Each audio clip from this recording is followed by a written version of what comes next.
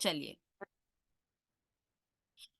बता देती हूँ कि कैसे आपको स्टॉक्स को फिल्टर करना है। सबसे फर्स्ट हमारे पास 250 स्टॉक्स हैं, जिन स्टॉक्स को हमको एफ एंड ओ ट्रेड करना है। पहली चीज, जिन स्टॉक्स को हमको एफ एंड ओ ट्रेड करना है, ठीक है। अब एफ एंड ओ में भी क्या होता है, मैं आपको दिखाती हूँ। एफ एंड ओ में भी कुछ स्टॉक्स ऐसे होते हैं जो जनरली मार्केट में बैन हो जाते हैं।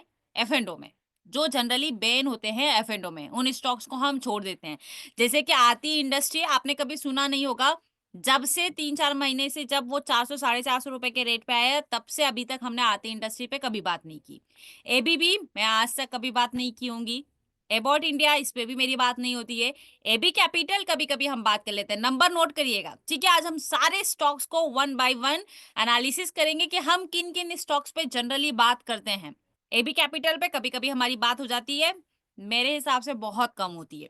आप काउंट भी कर सकते हैं, आप अवॉइड भी कर सकते हैं। मैं नंबरिंग पूछूंगी तो आप मुझे बताइएगा, ठीक है। एबीएफआरएल हम बिल्कुल बात कर लेते हैं, कभी कभी एसीसी हम बात कर लेते हैं। अदानी सोल पे हमने कभी बात किया है क्या? अदानी सोल पे हम जनरली बात नहीं करते हैं। क्यों? क्योंकि अभी अभी वो एड ऑन हुआ है। हमने सोचा है कि उसको 2-4 महीना थोड़ा सा अच्छा वॉल्यूम्स बनने देते हैं तो हम काम करेंगे। तो अदानी सोल है नहीं इस लिस्ट में। अदानी इंटरप्राइजेस जी बिल्कुल बात कर लेते हैं। अदानी ग्रीन पे हम बात नहीं करते हैं।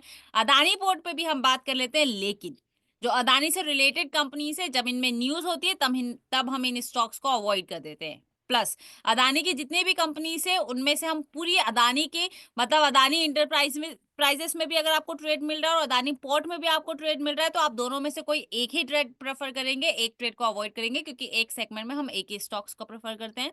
अदानी सोल हो गया, अदानी पोर्ट हो गया, एलकेम ना के बराबर हम बात करते हैं क्योंकि इसमें वॉल्यूम्स बहुत कम होता है। अंबुजा सीमेंट जी बिल्कुल, अंबुजा सीमेंट में हम बात करते हैं क्योंकि ये कैश सेगमेंट के लिए अच्छा है। एफ एंड ओ में जनरली अच्छा खासा वॉल्यूम्स हमको दिखाई नहीं देता है, इसलिए सिर्फ कैश में बात करेंगे। एंजल वन बिल्कुल बात कर सकते हैं, लेकिन अभी अभी ऐड हुआ है इसलिए हम जनरली बात नहीं कर रहे हैं, एंड काफी बड़ा स्टॉक भी है, इस पे कभी हमारी बात हुई नहीं है। अपोलो हॉस्पिटल बिल्कुल आप उस लिस्ट में ऐड कर सकते हैं। अपोलो टायर बिल्कुल ऐड कर सकते हैं। अशोक लीलैंड आप ऐड कर सकते हैं। एशियन पेंट भी आप ऐड कर सकते हैं। एस्ट्रल पे हमारी बहुत कम बात होती है। एटीजीएल पे हमारी बहुत कम बात होती है। अतुल पे भी हमारी बहुत कम बात होती है।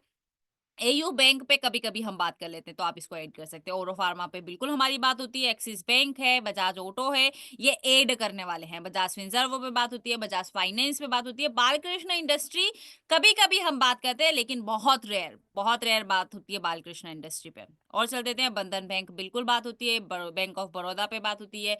बैंक ऑफ इंडिया पे भी बात होती है। बाटा इंडिया पे नहीं बात होती है, और अब तो बिल्कुल भी नहीं होगी क्योंकि वो एफ एंड ओ से बाहर हो जाएगा 28 फरवरी के बाद।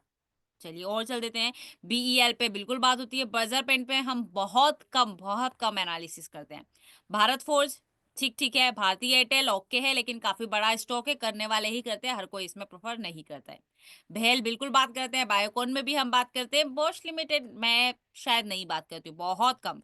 बीपीसीएल में बिल्कुल बात होती है। ब्रिटानिया में ना के बराबर नहीं होती ब्रिटानिया में बात।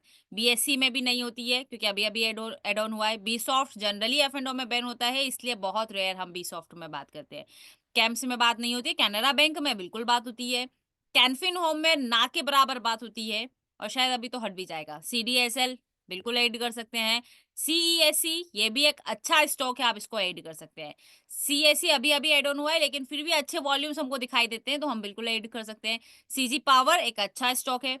चंबल फर्टिलाइजर भी अच्छा है, लेकिन फॉर कैश। और चंबल फर्टिलाइजर शायद अभी 16 स्टॉक्स में ये भी है जो आउट हो जाएगा। इसमें ना के बराबर बात होती है। सिप्ला में हम बात करते हैं। कॉल इंडिया में हम लोग बात कर लेते हैं। कोफोर्स में भी ना के बराबर होता है। कॉलपाल है, इसमें भी हम बात करते हैं। कॉनकोर है, इसमें भी बात होती है। कोरोमंडल अभी कर रहे हैं, लेकिन कुछ टाइमिंग के बाद अब इसमें भी नहीं होगी क्योंकि कोरोमंडल हट जाएगा। क्रोम्पटन अच्छा है। सीयूबी ठीक ठीक है। क्यूमिन सीड अच्छी है। साई इसमें हम बहुत कम ट्रेड करते हैं, ये ना के बराबर हमारा डिस्कशन होता है जो जनरली हमारी क्लासेस चल रही है उस अकॉर्डिंग। डाबर बिल्कुल बात करते हैं। डाल भारत में हम बिल्कुल बहुत कम रेयर केसेस में बात करते हैं। दीपक नाइट्रेट भी हम ना के बराबर ट्रेड करते हैं, ये भी हम ना के बराबर ट्रेड करते हैं। डीवी स्लेब हाँ बात हो जाती है कभी कभी। डिक्सोन बहुत बड़ा स्टॉक है, इसलिए हम जनरली बात नहीं करते हैं। डीएलएफ में बिल्कुल बात होती है। डीमार्ट में अभी अभी एड ऑन हुआ है, तो अब यहाँ से बात करना स्टार्ट करेंगे, ठीक है। डॉक्टर रेड्डी बिल्कुल है, आयशर मोटर है, एस्कॉर्ट में बहुत कम बात करते हैं क्योंकि बड़ा स्टॉक है, एक्साइड इंडस्ट्री बिल्कुल बात करते हैं, फेडरल बैंक है, गेल बिल्कुल, ग्लेनमार्क हम नहीं बात करते हैं, जीएमआर एयरपोर्ट बिल्कुल बात करते हैं, लेकिन जीएमआर एयरपोर्ट में उतना मूवमेंट होता नहीं है, 5-7 पॉइंट, तो एक बार अगर वैल्यूज को याद रख लिए, समझ लिए, तो वो 6-6 महीने तक हमको वैल्यूज याद रहती है जीएमआर एयरपोर्ट में। जीएमआर इंफ्रा भी है, जीएनएफसी इसमें बहुत कम बात होती है हमारी, गोदरेज कॉप है, गोदरेज प्रॉपर्टीज है, इनमें कभी कभी बात हमारी हो जाती है जब हमको कुछ अच्छा मूवमेंट मिलता है। ग्रेनुअल्स में ना के बराबर होती है, ग्रेसिम में भी ना के बराबर होती है, गुजरात गैस में भी ना के बराबर होती है। एचएएल एक अच्छा स्टॉक है जिसमें हम बात कर लेते हैं, हेवल्स पे बात कर लेते हैं, एचसीएल टेक पे बात कर लेते हैं, एचडीएफसी एएमसी पे भी बात होती है लेकिन कम होती है, लेकिन फिर भी अच्छा स्टॉक है। एचडीएफसी बैंक तो है ही, एचडीएफसी लाइफ है, हीरो मोटोकॉप है बिल्कुल है, एचएफसीएल अभी अभी नया नया एड ऑन हुआ है लेकिन अच्छा स्टॉक है, हम बिल्कुल इस पे भी बात करेंगे। हिंदाल्को है ही, हिंद कॉपर है, हिंद पेट्रो है, हिंदुस्तान यूनिलीवर है, हुडको नया एड हुआ है लेकिन अच्छा है, हम बिल्कुल इस पे भी बात करेंगे।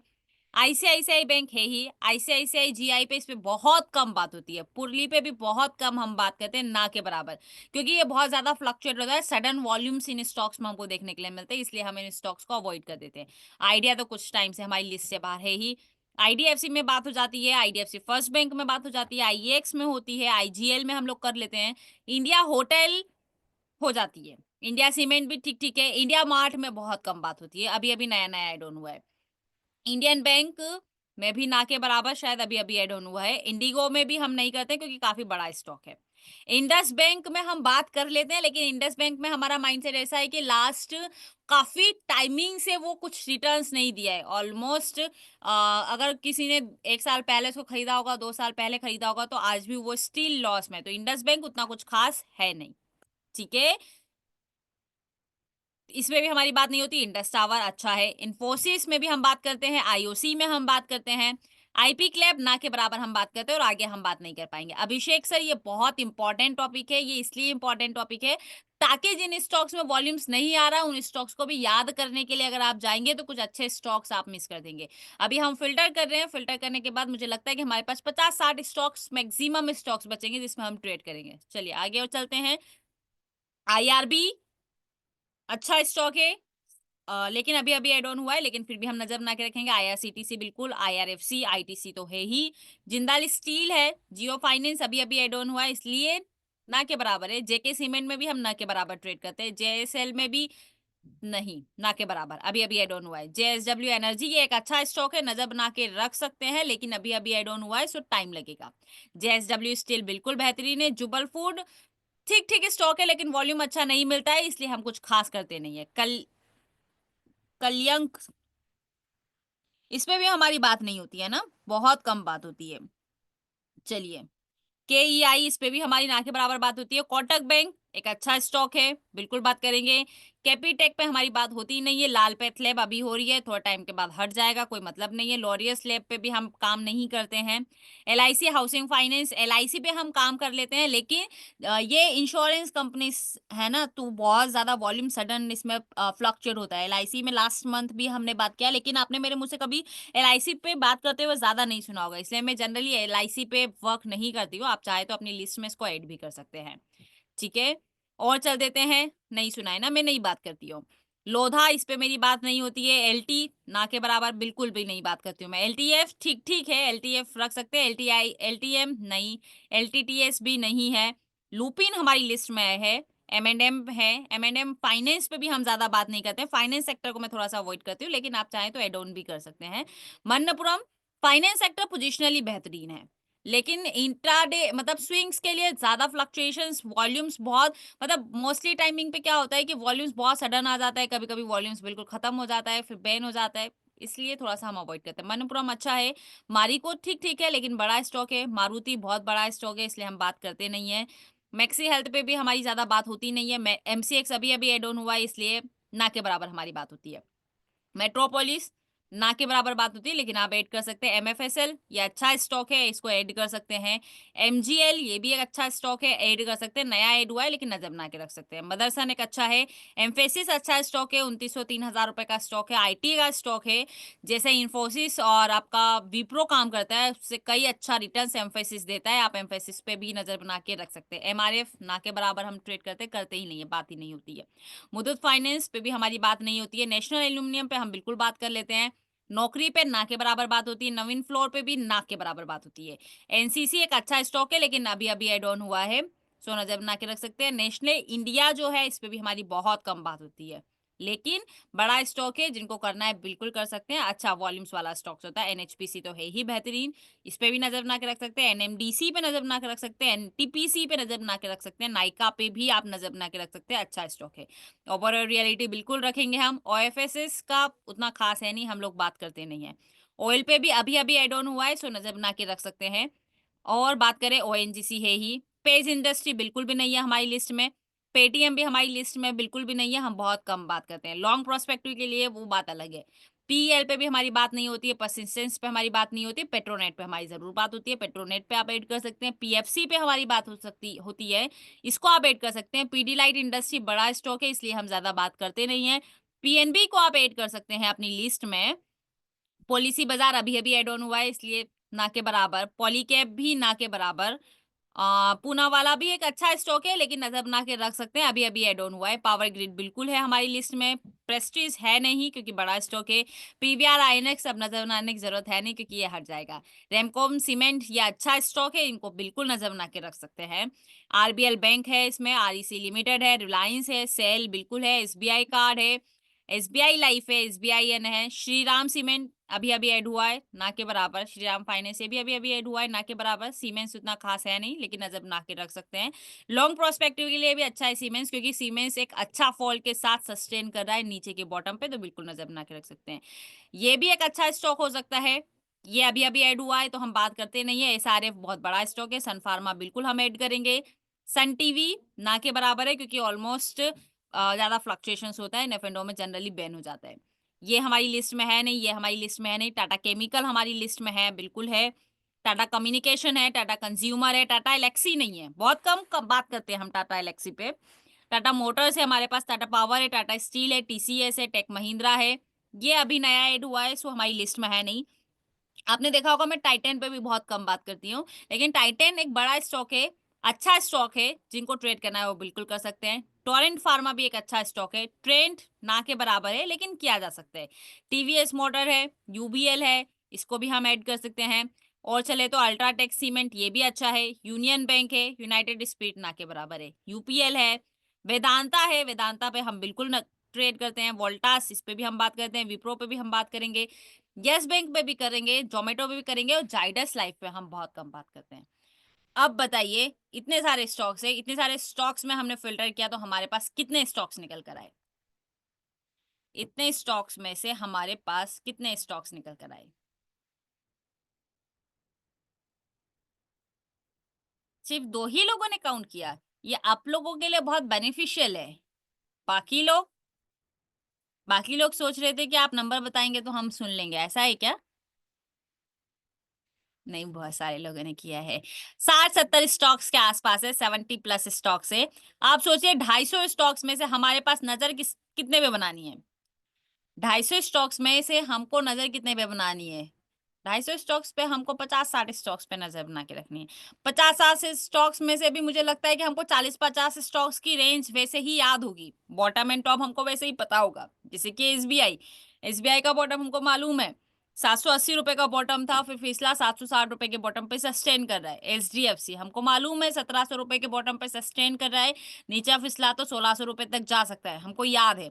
और बताइए, लुपिन हमको मालूम है अभी फिलहाल 2400 रुपए के टॉप के आसपास चल रहा है, वहां से अच्छा फिसला है। 2100 रुपए का बॉटम, 2200 रुपए का बॉटम था, एंड अगेन टॉप से बॉटम की तरफ फिसला है, वो हमको याद है।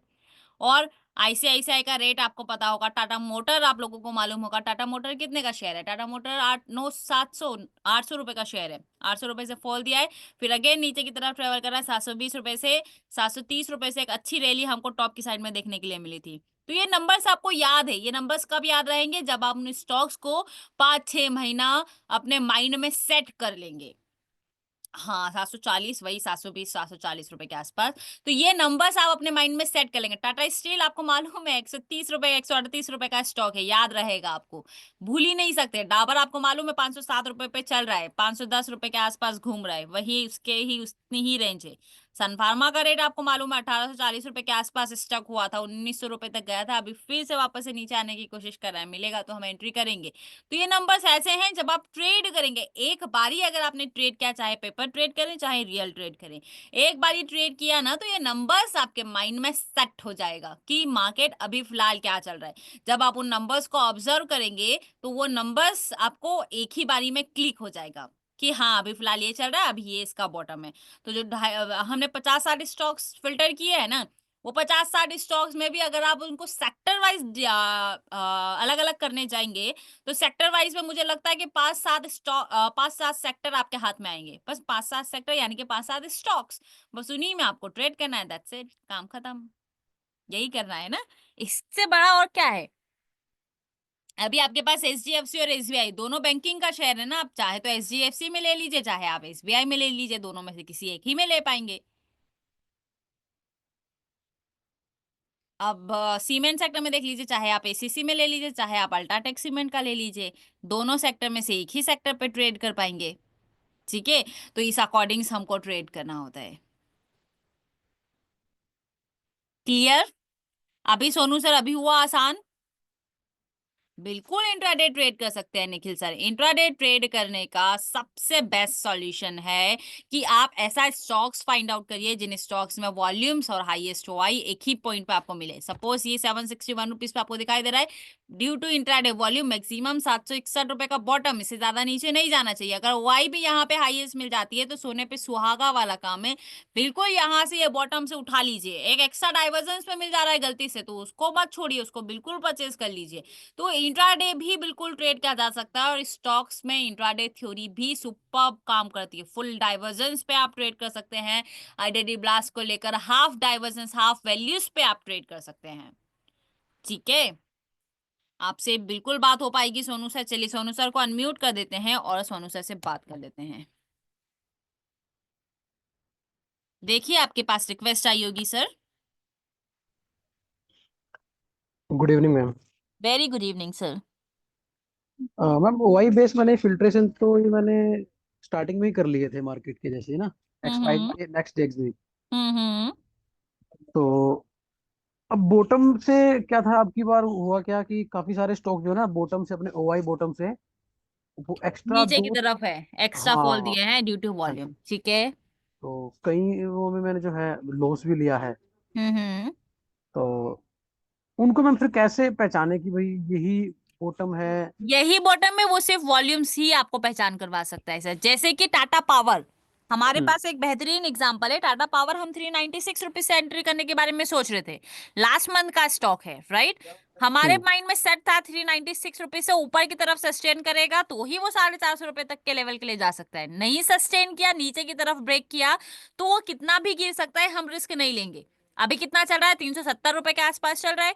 हमारा हम्म। क्या काम था, हमारा काम था 2 रुपए का स्टॉप लॉस लेना, लिया, मार्केट से बाहर निकल गए सर। क्यों निकले? क्योंकि वो प्राइस ऊपर की तरफ सस्टेन नहीं किया, इसलिए। क्यों सस्टेन नहीं किया? क्यों हम 396 रुपीज की वैल्यूज पे वेट कर रहे थे? क्योंकि लास्ट 6 महीने से वो वाला लेवल को ब्रेक नहीं किया था, बार बार वो वैल्यूज पे आता है एंड एक वहीं से एक अच्छी रिवर्सल्स हमको देता है, लेकिन इस बार ब्रेक कर दिया। अब 6 महीने के बाद अगर वो वैल्यू को ब्रेक किया है तो कुछ ज्यादा नीचे फॉल जा सकता है, इसलिए हम रिस्क नहीं लेंगे। या तो हम 396 रुपीज से ऊपर सस्टेन करेगा तो हम लेंगे, नीचे घूम कर आ जाए, या फिर एक नीचे की तरफ एक अच्छा बॉटम मिल जाएगा हमको तो हम लेने के बारे में सोचेंगे। सेम कहानी टाटा स्टील में हुई।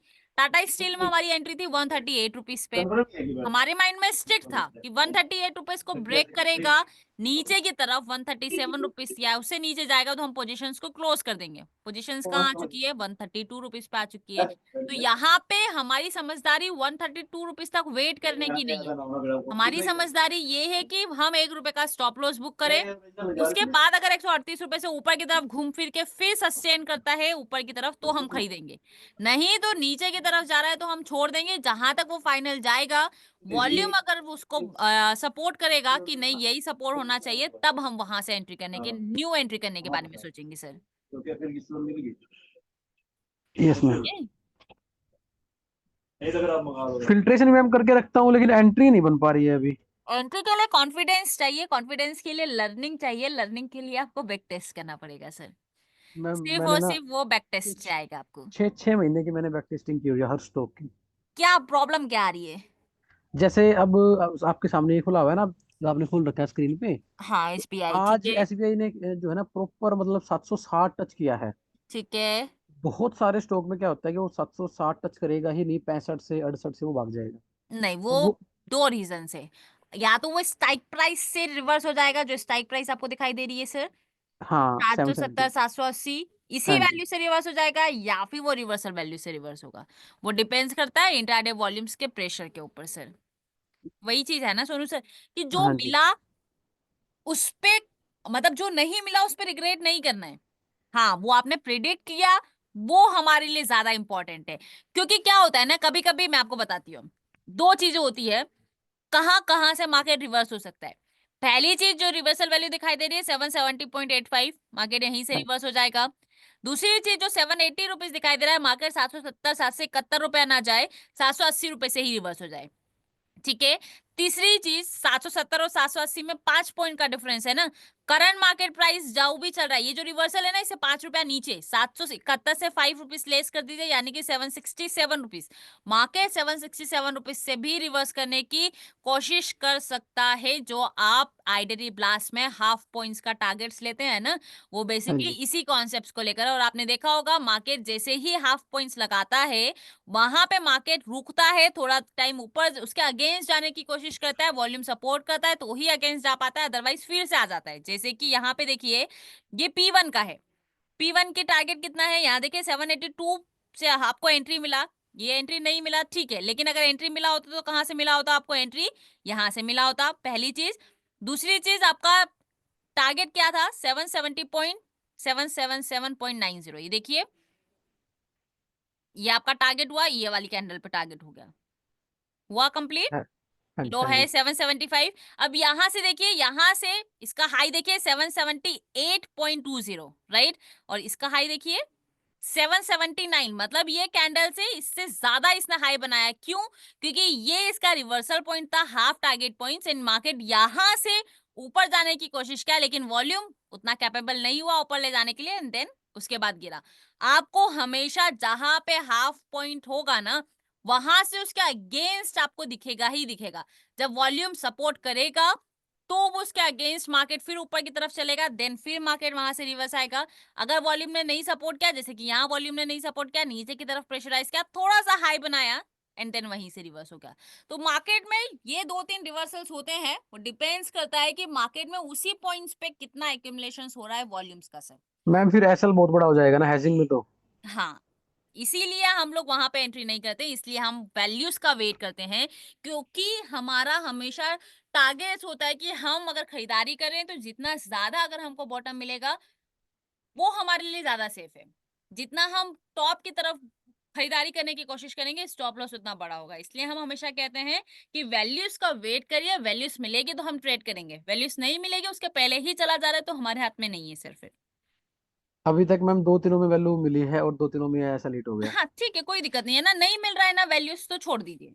वैल्यूज नहीं मिल रहा है तो रिग्रेट नहीं करना है, वैल्यूज का वेट करिए। जब आप एक्सपीरियंस हो जाएंगे ना, तब आप बीच से बिल्कुल एंट्री करना सीखेंगे सर। आपको पता रहेगा कि नहीं, मार्केट यहाँ से नहीं यहीं से रिवर्स होगा, यहीं से रिवर्स हो जाएगा। आपको वो होता है ना, ऐसे गट फीलिंग आने लगती है, तो वो सिर्फ और सिर्फ एक्सपीरियंस से आपको मिलेगी। अब जैसे मैम हमने ये 60 70 80 स्टॉक फिल्टर कर लिए हैं, ठीक है। और सेक्टर वाइज इनमें से वही है, आपने जैसे बताया कि 5 7 स्टॉक ही जो है फाइंड होंगे। हाँ, तो उनको आप अभी कैसे फाइंड आउट करोगे कि भी किन में टारगेट है, या कौन जो है अपने बॉटम के नजदीक है या टॉप से गिरने वाला है, उनको कैसे आप फिल्टर करोगे? उसको फिल्टर करने के लिए सिंपली आपके पास ऑप्शन चेन है ही। जैसे एसबीआई, हाँ जी। एचडीएफसी, ये दोनों स्टॉक बैंकिंग का हुआ। ये दोनों में अभी इसलिए बोल रही हूँ क्योंकि अभी हम लोग आज और कल में इसकी बात किए हैं। बात की, हाँ इन्फोसिस जी। आईटी का हो गया, जिसपे हमने बात की है। बात की, इन्फोसिस हाँ का जी। बॉटम हमको मिला 1680 रुपए के आसपास, हाँ। वहीं हमने एंट्री किया 1688 रुपीज के 1880। आसपास से कुछ हाँ 1880, सॉरी हाँ 1900 रुपीज है ना, हाँ जी, एटीन हाँ जी, एटी एट रुपीज के आसपास कुछ रिवर्स हुआ है। एंड 1880 रुपीज का उसका कुछ रिवर्सल्स आ रहा था, हाँ राइट। जी, टारगेट विल बी 2000 रुपीज के आसपास दिखाई दे रहा है, लेकिन स्टॉक 1900 के आसपास या 1950 के आसपास गया है, एंड देन हाँ। वहीं से वापस से रिवर्स हुआ है। अगेन मार्केट ने बॉटम लगाया है, देन फिर से ऊपर जाने की कोशिश करा है। अब आपके माइंड में दो चीजें होगी, क्या? एक तो वो 1950 रुपीज से फिर से रिवर्स हो सकता है, अब फिर से रिवर्स होगा और स्टॉक 1880 रुपीज आएगा, तो क्या आप ट्रेड करेंगे? वो रिस्की हो जाएगा, क्योंकि ऑलमोस्ट 2 बार वो और ऑलरेडी हिटिंग कर चुका है। और वो इसी दूसरी मंथ चीज, में एक बार और पहले भी मार चुका है, वो 30 तारीख हाँ को। पिछले महीने भी लगा चुका है। हाँ, तीस दूसरी इकतीस। चीज क्या, कि स्टॉक 2 बार वो 1950 रुपीज के लेवल पे गया और वहीं से रिवर्स हो रहा है। तो अब आपके माइंड में सेट क्या है, कि मैं 2000 रुपए तक का वेट ना करके हाफ ना क्वांटिटी करके। 1950 रुपीज पे बुक करूंगा, हाफ क्वांटिटी का एसएल लगाऊंगा और पूरे टारगेट्स के लिए वेट करूंगा। क्यों पूरे टारगेट्स के लिए वेट करें? क्योंकि 2000 रुपए पे अभी भी स्टिल ओआई खड़ा है, मतलब कि मार्केट को 2000 रुपए तक तो जाना पड़ेगा। क्योंकि जब तक नीचे की तरफ नहीं ओआई बनता हुआ दिखाई दे रहा है, यानी कि वो 2000 रुपए तक जाना है, और मुझे दिखाई दे रहा है। आप भी देख सकते हैं, ये देखिए इन्फोसिस में आपको दिखा देती हूँ। अगर 50% भी हो, 50% से ज्यादा हो, तो हमारे माइंड में आता है कि चलिए ये नीचे की तरफ आ सकता है, लेकिन इन्फोसिस का कुछ इस तरीके से है, ये देखिए। नीचे जाने के ज्यादा चांसेस दिखाई दे रहे हैं, ऊपर जाने के चांसेस ज्यादा दिखाई दे रहे हैं। ये इन्फोसिस का डेटा क्यों नहीं आ रहा है? रुक जाइए। बिल्कुल रोहान सर, आपसे भी बात करेंगे। ये देखिए, दो हजार हाँ ट्वेंटी जी। फाइव 57, 25, हाँ। बहुत कम है। ऊपर की तरफ ऐसा कुछ है नहीं। स्टार्टिंग ही इसकी 2000 रुपए से हुई थी, और अभी भी ये 2000 रुपए पे खड़ा है। इधर भी कुछ ऐसा मैनिपुलेशंस नहीं है, यानी कि अगर आप ये वाई देखेंगे और ये वाई देखेंगे, तो ये दोनों अपने आप में श्योर है कि मैं 1900 रुपीज से नीचे नहीं जाने दूंगा, मैं 2000 रुपए से ऊपर ऊपर नहीं जाने दूंगा। तो हमारे लिए ये फिक्स्ड रेंज हो गई ना। मार्केट यहाँ पे मिलेगा तो हम खरीदारी करेंगे। एक बारी मार्केट बीच से रिवर्स हुआ है, वो ये वाली ओआई की वजह से हुआ है, तो हम यहाँ पे हाफ क्वांटिटी बुक करेंगे 2000 रुपए पे। अभी भी हम लोग वेट करेंगे। यहाँ देखिए 15,000 रुपए के आसपास ओआई है, यहाँ सिर्फ सिर्फ 3600 रुपए के आसपास ओआई है। तो ये चीजें इंपैक्ट तो करती हैं। मैम इसका भी कोई फर्क पड़ता है? जैसे इधर 3600 इसका, ओआई है और इधर ये 14,000 समथिंग ओआई है। हाँ इसका ये इम्पैक्ट पड़ता है कि बायर्स जो राइटर्स हैं, हाँ टॉप जी। वाले राइटर्स, वो ज्यादा श्योर हैं कंपैरिजन टू बॉटम साइड वाले। बॉटम साइड वाले 3600 राइटर्स हैं, यानी कि लोग अभी माहौल कैसा है? डर का माहौल है। हाँ जी। 1900 रुपीज पे राइटिंग किस लिए किए हैं? वो इस वजह से किए हैं कि स्टॉक 1900 रुपीज से नीचे ना जाने पाए। लेकिन मार्केट जिस तरीके से, सेंटिमेंटल मार्केट को अगर हम देखें, तो ऑब्वियस ही चीज है, मार्केट में एक नेगेटिव प्रेशर हमको देखने के लिए मिल रहा है। इस वजह से ये ओआई का इतना डिफरेंस आपको दिखाई दे रहा है सर। तो मैम जो ये टाइम अभी चल रहा है, ये ओआई टू ओआई में गड़बड़ है, या इसको हम कह सकते हैं ऐसा कुछ? नहीं नहीं, कोई गड़बड़ नहीं है। बस ये ऐसा है कि आप अगर एक राइटर हैं, हम्म। आप मुझे बताइए, अगर आप राइटर हैं और आपको बोला जाए कि स्टॉक में 2000 पे 15,000 लोग ऑलरेडी पैसा लगाए हैं, जो 2000 रुपए से ऊपर नहीं जाने देंगे, मार्केट का सेंटीमेंट्स नेगेटिव है, आप 2000 रुपए पे दाव लगाना पसंद करेंगे, या आप 1900 रुपए के बॉटम पे हाँ दाव जी। लगाना पसंद करेंगे? ठीक बात है मैम, 2000। वही हो रहा है सर। लेकिन मैम बहुत सारे स्टॉक्स ने जो है ना, दो दो तीन तीन डाइवर्जन एक्स्ट्रा नीचे की तरफ फिसल गए नीचे हैं। गिरा है वो सिर्फ और सिर्फ वॉल्यूम्स की वजह से। जो परसों के दिन मार्केट 400 पॉइंट का फॉल दिया था ना सर, हाँ। बस उसी की वजह से वो एक दो डाइवर्जेंस नीचे फिसला है। लेकिन मार्केट फिर से ऊपर की तरफ सस्टेन कर रहा है। और मेन चीज ये है कि जो बॉटम लाइन थी ना, वो बॉटम लाइन 3-4 मंथ्स की सेम बॉटम लाइन थी। मल्टीपल हाँ। हिटिंग से प्राइस को थोड़ा सा नीचे जाना है, लेकिन फिर अच्छी बात यह है कि नीचे जाने के बाद मार्केट ने एक अच्छा रिकवरी दिखाया है, एंड जो बॉटम लाइन है, मार्केट उस बॉटम लाइन के ऊपर की तरफ सस्टेन कर रहा है। यह हमारे लिए प्लस पॉइंट है। अगर वो वैल्यूज ऊपर की तरफ सस्टेन की, तो हमको जल्दी ही टारगेट्स मिलेंगे, और अगर वैल्यूज वापस से ब्रेक करके नीचे की तरफ चलने लगी, तो फिर मुश्किल है। अदरवाइज बढ़िया है। जैसे कि ये देखिए एसबीआई, मैं आपको चार्ट पे दिखाती हूँ।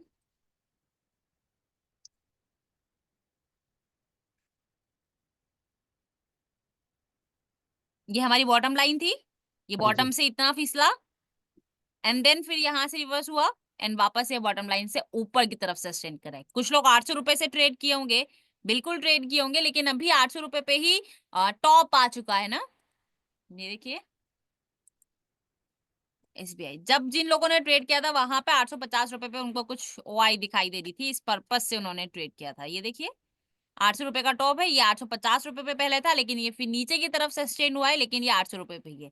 तो ओवरऑल कंक्लूजन ऐसा है कि ना मार्केट 800 रुपए से ज्यादा ऊपर जाने का है एसबीआई अभी फिलहाल, और ना इसको ज्यादा नीचे गिरने का है, लेकिन ड्यू टू इंट्राडे वॉल्यूम्स 860 रुपए तक गया, फिर फर्दर मूवमेंट के अकॉर्डिंग हमको 800 रुपीज तक ज्यादा हुआ दिखाई दे रहा है। सिंपल सा है। लेकिन जो लोग 800 रुपए से ज्यादा एक्सपेक्ट कर रहे हैं, जैसे जिन लोगों ने 800 रुपए पे ट्रेड किया है, वो सोचेंगे मुझे 2-5 रुपए अगर प्रॉफिट आ जाएगा तो मैं प्रॉफिट में निकल जाऊंगा। मे भी हो सकता है कि यही हाई लगाए और मार्केट यहाँ से फिर रिवर्स हो जाए, क्योंकि जिस तरीके से सेंटीमेंट्स दिखाई दे रहे हैं, मार्केट ऑलरेडी ये वैल्यूज को हिट किया हुआ है, यहाँ पे स्ट्रगल भी किया हुआ है। ये वाली वैल्यू पे ये वाली वैल्यूज पे स्ट्रगल किया, देन ब्रेक किया, 780 रुपीज पे भी स्ट्रगल किया, जो हमारा कल डिस्कशन हो रहा था, फिर उसके बाद ये ब्रेक किया। क्यों? क्योंकि हर 20 पॉइंट्स पे वो रोकने की कोशिश कर रहा है। सेम एज इट इज, ये बॉटम है, फिर मार्केट आएगा 780 रुपीज पे, यहाँ पे स्ट्रगल करेगा, फिर जब वॉल्यूम ऊपर की तरफ प्रेशराइज करेगा तो वो 800 रुपए तक जाएगा। तो आपको नंबर्स को देखना जरूरी है, वॉल्यूम्स को देखना जरूरी है। हम सोचे कि सिर्फ पोजीशंस लेकर छोड़ देंगे तो हमको मिल जाएगा, तो वो बहुत रेयर केसेस में होगा। रेयर केसेस में कैसा? जब मार्केट वन साइडेड है, जब मार्केट बेयरिश सेंटिमेंट्स में चल रहा हो, जब मार्केट एक अच्छी बुलिश अप ट्रेंड में चल रहा हो, तो हमको एक अच्छा वॉल्यूम सबसाइडेड में दिखाई देगा, और वो स्टॉक्स डेली बेसिस पे देखने की जरूरत नहीं रहेगी, और हमारा आसानी से हमको टारगेट्स मिल जाएंगे। लेकिन जब ऐसी सिचुएशंस होती है तो डर का माहौल भी है। एक बारी जब फॉल आना स्टार्ट होगा ना, तो बहुत जल्दी फॉल आना स्टार्ट हो जाए, बहुत ह्यूज वॉल्यूम्स क्रिएट होना स्टार्ट होता है, क्योंकि सब डर के कारण अपना प्रॉफिट बुकिंग करना स्टार्ट कर देते हैं।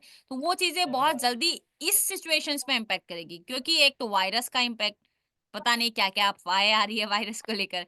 दूसरा फेड रेट कट हुआ, वो एक रीजन। तीसरा बजट का इम्पैक्ट, वो एक रीजन। तो बहुत सारी चीजें हैं जो मार्केट में चल रही है, लेकिन कभी तो थमेगा। मुझे लग रहा है कि मार्केट यहाँ थमना चाहिए 23,500 के लेवल पे। नहीं थमा 23,500 के लेवल पे, ब्रेक किया तो फिर नीचे 22,000 रुपए तक भी जाने की कैपेसिटी रखता है निफ्टी। तो मार्केट बहुत टाइम से सस्टेन कर रहा है, 3-4 दिन से 23,500 के लेवल पे जाता है, फिर ऊपर उठ के फिर 23,700 रुपए के आसपास आ रहा है। देखते हैं, अगर ऊपर की तरफ सस्टेन करेगा तो स्टॉक्स डेफिनेटली आपको एक अच्छी रिकवरी के साथ देखने के लिए मिलेंगे सर। अभी का मैम जो सिनारियो चल रहा है, और अगर हम बाजार गिरने से पहले, यानी कि हम सितंबर मंथ से पहले पहले की बात करें, हम्म। उस टाइम में और अब के टाइम में मैम वाई टू वाई अगर हम पोजीशन लेते हैं तो क्या फर्क दिख रहा है मैम अभी? फर्क ये है कि वॉलेटाइल बहुत है। वॉलेटाइल कैसा? पहले ओआई रिजिड थी। रिजिड मतलब समझते हैं ना, कि वो लेवल ढीठ टाइप, कि हाँ ठीक जी। है यहाँ गिरा ना, मैं घूम फिर के वापस से यहीं पे आ जाऊंगा। वापस लेकिन से अभी आया। ओआई कैसे है? अभी ओआई डरे हुए हैं। रीजंस क्या है? सिर्फ और सिर्फ मार्केट में डर का माहौल। उनका पैसा जस्ट डबल लगा हुआ है सर, और वो ट्रेंड। जस्ट प्राइस गिरा ना, तो उनको इतना अपने ऊपर विश्वास नहीं है कि हम घुमा फिरा के वापस हम मार्केट को यहाँ पे ले आएंगे, या मार्केट वहां पे वापस से इसी पॉइंट पे आ जाएगा जिस पॉइंट पे हमने लिया है।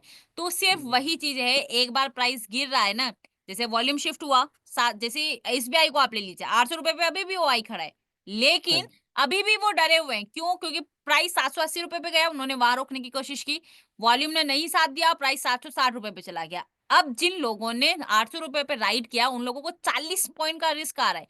अब उनके पास दो ही ऑप्शन है, या तो आप वो हेज कर ले, call option, naked call option को दूसरे स्ट्राइक प्राइस के साथ, या फिर अपना लॉस बुक करें और मार्केट से निकल जाए। इसके अलावा उनके पास कोई और ऑप्शन नहीं है।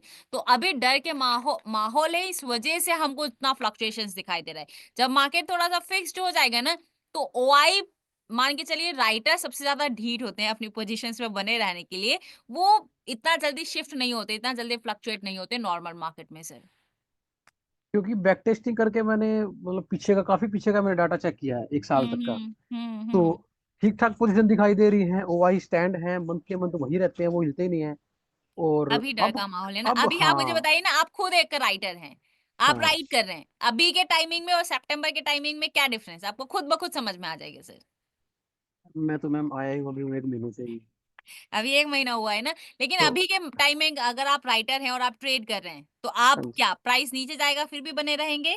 इतनी नहीं आप, नहीं नहीं। नहीं हाँ, ना, बिल्कुल भी नहीं, पोजीशंस हाँ कट जी। करके निकलना पड़ेगा आपको, बिल्कुल। क्योंकि आपका माइंडसेट ऐसा है कि, माइंडसेट भी बोल सकते हैं, और हमको साफ दिखाई दे रहा है ना, सेंटिमेंट्स ही वैसे दिखाई दे रहे हैं, वॉल्यूम्स उस डायरेक्शन में जाता हुआ दिखाई दे रहा है, तो आंख देखा अनदेखा नहीं किया जा सकता है ना सर। इनको शायद मैम पता लग गया कि सोनू कौशिक जो है मार्केट में आ गया है अब, और इसको पैसे की ज्यादा जरूरत है, तो इसको थोड़ा डरा दिया जाए। नहीं नहीं, ऐसा नहीं है सर, सेंटिमेंट्स वैसा है। थोड़ा टाइम में थमेगा, सारी चीजें हो जाएगी। तो क्योंकि निफ्टी कितना टूटा है आप देखिए ना, निफ्टी 26,000 रुपए के लेवल पे था, 26,000 रुपए से कहाँ आ चुका है, 23,500 पे आ चुका है।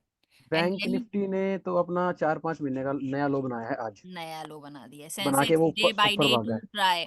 तो वो हाँ। चीजें हैं जो ओवरऑल मार्केट को घेरे हुए हैं, लेकिन ठीक है, फिर भी एक अच्छा स्टॉक्स ने, मुझे लगता है कि फर्स्ट वीक में बहुत अच्छा परफॉर्म किया। मार्केट जो भी रहा हो, निफ्टी जो भी रहा हो, लेकिन फर्स्ट वीक में स्टॉक बहुत सुपर परफॉर्म किया है। तो वो चीजें हैं। अभी भी आप बिलीव नहीं करेंगे, ये तो एफ एंड ओ के स्टॉक्स हुए, निफ्टी की बात हुई। कुछ कुछ स्टॉक्स अभी भी वैसे हैं जो डेली बेसिस पे 5% 10% का सर्किट लगा रहे हैं। इंडस्ट्री आप उठा के देखिए, टेलीकॉम सेक्टर आप देखिए, सबसे अच्छा परफॉर्म किया है टेलीकॉम सेक्टर। 1 वीक में आई थिंक 13% 14% के आसपास टेलीकॉम सेक्टर रिटर्न्स दिया है। हेल्थ केयर सेक्टर अच्छा परफॉर्म कर रहा है, आप उनको देख सकते हैं। तो वो पॉजिटिव है, क्यों? क्योंकि उनमें बल्क डील ज्यादा होती है, ब्लॉक डील्स ज्यादा होती है सर। इस वजह से उनमें एक अच्छा मूवमेंट हमको देखने के लिए मिल रहा है। मार्केट इतना नेगेटिव है, लेकिन फिर भी उतना हमको देखने के लिए मिल रहा है। तो सबका अलग अलग हो सकता है। इन स्टॉक्स में जनरली जो निफ्टी 50 में स्टॉक्स है, उतनी बड़ी डील्स होती नहीं है, नॉर्मली रिटेलर्स हैं, और कभी कभी अच्छा वॉल्यूम्स आ जाता है तो एक अच्छी बाइंग्स, एक अच्छी अपॉर्चुनिटीज भी हमको देखने के लिए मिलती है, लेकिन जनरली ऐसा होता नहीं है इन स्टॉक्स में। तो सारी चीजें हैं, बस मार्केट के सेंटीमेंट्स ऐसे हैं, इसलिए आपको वैसा दिखाई दे रहा है सर। आपके मैम जैसे अब इसमें नई एक्सपायरी में आपने अब 2 दिन से क्लास लेना शुरू किया है, तो हम्म। उससे पहले मैंने 2-3 पोजीशन ली और वो ओआई नीचे फिसला और एसएल हिट हो गया। तो कौन उसके कौन सा बाद पोजीशंस? एक लिया मैंने टाटा एक्सिस बैंक में मैम, जो है एसएल लगा मेरा। एक्सिस बैंक में तो एसएल गया था, एक्सिस बैंक का एसएल तो मेरा तो मंथ के लास्ट में ही चला गया था शायद। टाटा स्टील में भी लगा है। टाटा स्टील तो 1 रुपए का स्टॉप लॉस गया होगा आपका, वो तो क्लियर था, 138 रुपीज ब्रेक करेगा तो दिक्कत होगी। हाँ, और एक टाटा मोटर या फिर टाटा टाटा टाटा पावर होगा, टाटा जैसे हमारी पावर बात में। हुई थी, 396 हाँ। रुपीज पिछलेगा तो हम पोजीशंस कट कर देंगे। हाँ, तो वो 3-4 रुपए के मतलब उसमें हैजिंग में वो था वो। जरूरी है, स्टॉप लॉस बुक करना बहुत जरूरी है वो तो सर। मैम जैसे आपने बता रखा ना, बिल्कुल ऐसे है जैसे आज एसबीआई आपने खोला और आपने एसबीआई को इतना डिटेल से समझाया कि भाई ये वॉल्यूम है और ये ऐसे है, ये ऐसे है। तो वो टू द पॉइंट समझ में भी आया, फिर वहां से पोजीशन भी बनाई और आज प्रॉफिट में भी है, और वो मैंने छोड़ भी दिया उसको कल के लिए। हैजिंग में है वो। बढ़िया है, मिलेगा वो टाइम, आप देंगे आपको भी चीजें समझ में आएगी। मार्केट, दोनों चीजें देखिए, मार्केट में 100% श्योर कोई भी नहीं है, मैं भी नहीं हूं कि नहीं आप यहाँ से खरीदिए और मार्केट उड़ जाएगा, आप भी नहीं है, कोई भी नहीं है कि यहाँ से खरीदिए और उड़ जाएगा। मार्केट में हमेशा दो पहलू हमेशा ही रहेंगे, दो पहलू ऐसे रहेंगे कि मे भी हो सकता है कि 70% पहलू आपके फेवर में हो, 30% पहलू आपके अगेंस्ट हो, पर ये हो सकता है ना कि 30% पहले हो जाए, 70% बाद में हो। तो हमको हमेशा मार्केट में जैसा वॉल्यूम्स, जैसा ओआई दिखाई दे रहा है, जैसा डेटा दिखाई दे रहा है, उसके अकॉर्डिंग रिएक्ट करना बहुत जरूरी है सर। कुछ लोग रिएक्ट कर जाते हैं, कुछ लोग रिएक्ट नहीं कर पाते हैं। जैसे कि मैं आपको बता देती हूँ, यहाँ से जिन लोगों ने टाटा पावर में पोजीशंस लिया होगा, उनमें से 50% लोगों ने अभी भी वो पोजीशंस नहीं बुक किया होगा, वो पोजीशंस में अभी भी है। उनका मानना है कि वो ऊपर आएगा, मार्केट कहाँ जाएगा, ओवरऑल ऊपर ही जाएगा, कितना गिरेगा नीचे, यहाँ से उसको ऊपर आना है। उन लोगों मैम का कैश माइंडसेट ये है।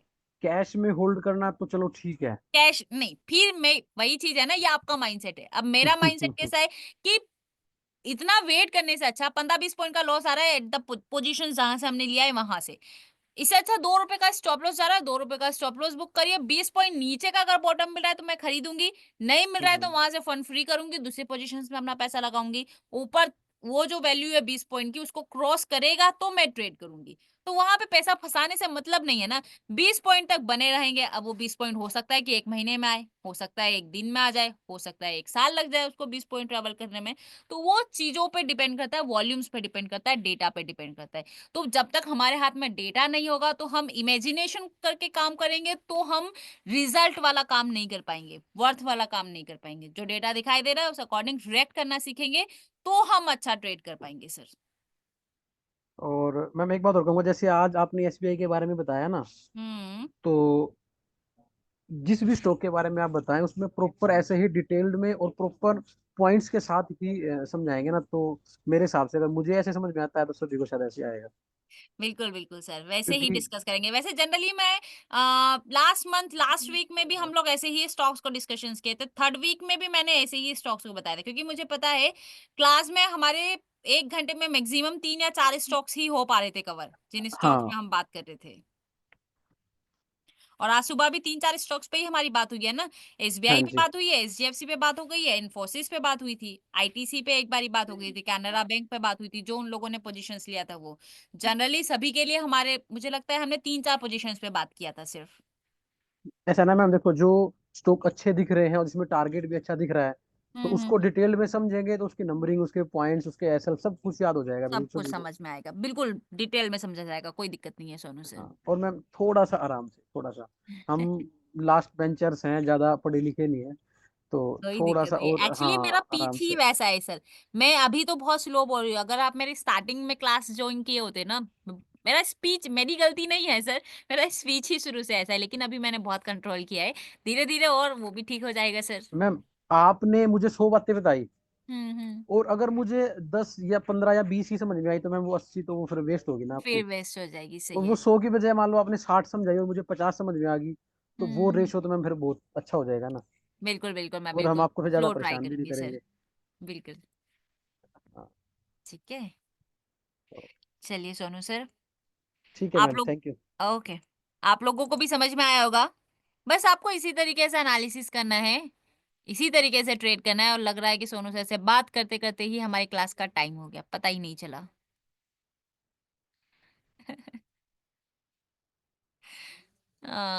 ठीक है, कोई दिक्कत नहीं है। कल फिर मिला जाएगा। कल क्या है, कल कल कल थर्सडे है ना। कल मेरी क्लास इवनिंग में होगी 4 से 5। आज आपको बताऊं ना, आपने व्हाट्सएप चैनल में अपडेट देखा होगा, तो क्लास होनी थी कि वर्जन 24 को कैसे यूज करें जो लोग नए हैं, लेकिन वो टॉपिक हो ही नहीं पाया, स्टॉक्स पे ही बात हो गई ओनली। चलिए कोई बात नहीं, कल फिर मिला जाएगा 4 बजे के आसपास। जो लोग नए हैं, 4 बजे के आसपास इवनिंग में क्लास ज्वाइन करिए, हम लोग थ्योरी पे भी बात करेंगे, और जिन लोगों को स्विंग नहीं समझ में आता है, हम स्विंग पे भी बात करेंगे। आज का क्लास बिल्कुल सागर सर डेडिश इंटरनेशनल के यूट्यूब चैनल पे अपलोड हो जाएगा। आप लोग देखते ही नहीं है, देखते ही नहीं है, कमेंट्स भी ड्रॉप नहीं करते हैं। देखना पड़ेगा ना क्लासेस जाके। ये देखिए, यहाँ पे आइए सिंपली, और यहाँ पे चले जाइए डेडिश इंटरनेशनल की वेबसाइट, यूट्यूब चैनल पे। डेडिश इंटरनेशनल के यूट्यूब चैनल पे जाने के बाद आपको कमेंट्स भी ड्रॉप करने होते, तभी मुझे समझ में आ पाएगा कि हाँ, आप लोग भी वीडियोस को देख रहे हैं। ये वीडियोस वाला सेक्शन है, और वीडियोस वाले सेक्शन पे आप चले जाइए, मेरा पोस्टर आपको दिखाई देगा। यहाँ अभी तो मेरी क्लास हो नहीं रही थी ना, ये देखिए, यहाँ 11 दिन पहले एक क्लास हुई है, आज वाली क्लास भी सेम यहीं पे जाकर अपलोड हो जाएगी। ये देखिए, यहाँ पे 2.2 लोगों ने देखा है। अच्छे लोग देख रहे हैं, लेकिन आप लोगों को कमेंट्स भी करना पड़ेगा ना। ठीक है, यहीं पे जाके वीडियोस को आप देख सकते हैं, यहाँ पे अपलोड हो जाएगी। तो फिलहाल मेरी तरफ से आज के लिए इतना ही, फिर कल होगी क्लास। बताइए रोहान सर, आपका क्वेश्चन बताइए।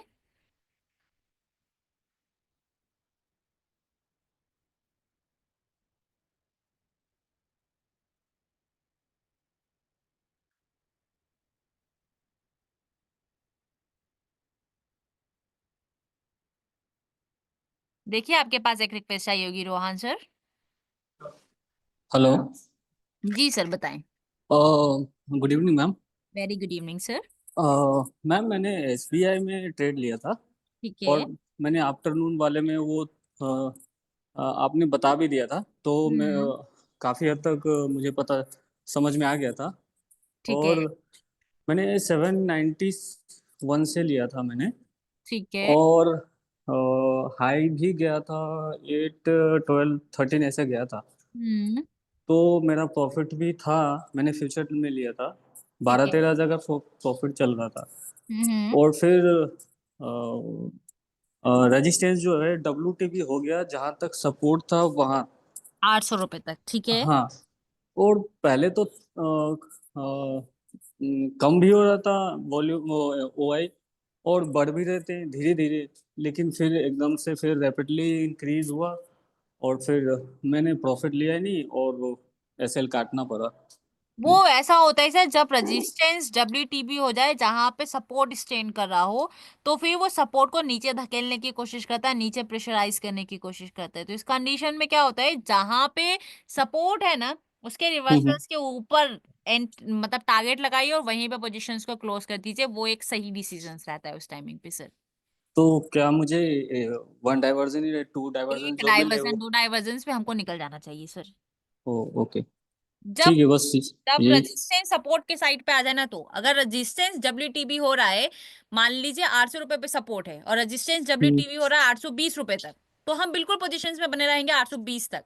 लेकिन जहां पे सपोर्ट है वहीं तक डब्ल्यूटीबी होने की कोशिश कर रहा है, तो वो नीचे धकेलने की कोशिश करेगा और एक दो डाइवर्जेंस नीचे फेंक देगा, जैसे कि एसबीआई में हुआ इसे। मैडम, लेकिन जब 812-13 पे था तब WTB नहीं हुआ था, जब प्राइस तब नीचे नहीं, आया। जब वो डब्ल्यूटीबी हो जाएगा ना, चाहे हम्म, प्राइस नीचे आया हो, चाहे आपको हम्म, प्रॉफिट नहीं आ रहा हो, इस हम्म, सिचुएशंस में cost to cost positions cut करिए, डबल हम्म, मिलेगा ना मौका, डबल वो सस्टेन करेगा और प्राइस ड्रॉप होने लगेगा और फिर अगेन 850 रुपए पे स्ट्रांग हो जाएगा ना, तो हम हम्म, लेने के बारे में सोचेंगे। क्योंकि एक बार ही वो आया है ना, ब्लिंक हम्म, किया है, मींस दैट कि ये लोग डर चुके हैं कि प्राइस और नीचे की तरफ जा सकता है, तो हम रिस्क क्यों लेंगे, हम अपना पैसा सेव करेंगे ना, प्रॉफिट इज द बिल्कुल। Secondary part. पहला हमारा काम है जो हम पैसा लगा रहे हैं वो मार्केट में हमारा सेफ रहे। अभी फिर SBI में जब वो 800 का लेवल ब्रेकआउट करे तब हम एंटर कर सकते हैं? हाँ, 800 रुपए का लेवल ब्रेकआउट करेगा और सपोर्ट 850 रुपए, रजिस्टेंस 850 रुपए पे शिफ्ट होगा ना, हम्म, हम्म, हम्म। वो एक अच्छी एंट्री होगी सर। ओके, ठीक है मैम, थैंक यू, यही पूछना था। Okay. Thank you. Thank you. चलिए, फिलहाल मेरी तरफ से आज के लिए इतना ही। फिर हम लोग मिलेंगे कल 4 बजे के आसपास।